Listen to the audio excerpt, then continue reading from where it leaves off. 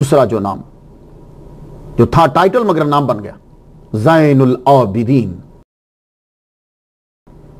زین زینت کو کہتے ہیں،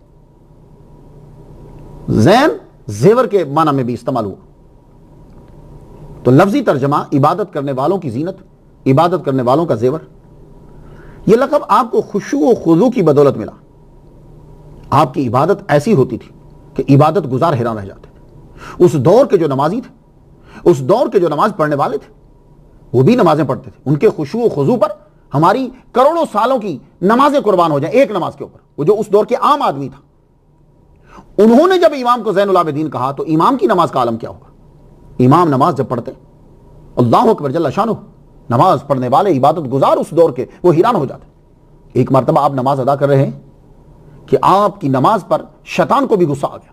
کیا مطلب؟ کہ اس قدر عبادت گزار، میں چاہتا ہوں کہ میں ان کو نماز سے ہٹاؤں، ان کے خشوع و خضوع میں خلل ڈال دوں۔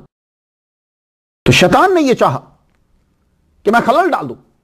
اب شیطان آیا تو آپ کو معلوم ہے کہ شیطان جو ہے یہ جن ہے، اور جن کی ڈیفینیشن آپ جانتے ہیں، جسم ناری یتشکل باشکال مختلفہ۔ یہ جسم ناری ہوتا ہے کہ جو مختلف اشکال کو اڈاپٹ کر لیتا ہے، یہ بات یاد رکھیے۔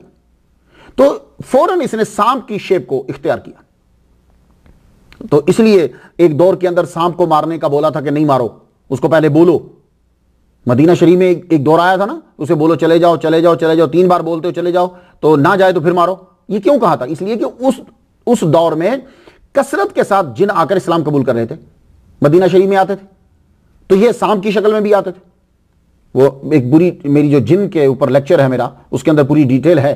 تو یہ سانپ جن جو ہیں یہ سانپ کی شکل میں بھی آتے، تو سانپ بن کر آ گیا، بہت بڑا سانپ بن کر اب جسم پہ چلنے لگا۔ آپ نماز ادا کر رہے ہیں، جسم پہ چلنے لگے، نماز ادا کر رہے ہیں، کبھی کسی اس کو کاٹ دیتا ہے، پھر اس نے پاؤں کے انگوٹھے کو پکڑ لیا۔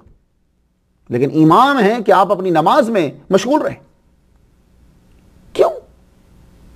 امام کو معلوم ہے کہ میرے دادا کی نماز کیا ہوتی تھی، میرے دادا کی نماز میں تیر کو کھینچ دیا جاتا تھا، تو دادا کی نماز میں پھر بھی کوئی خلل نہیں آتا تھا۔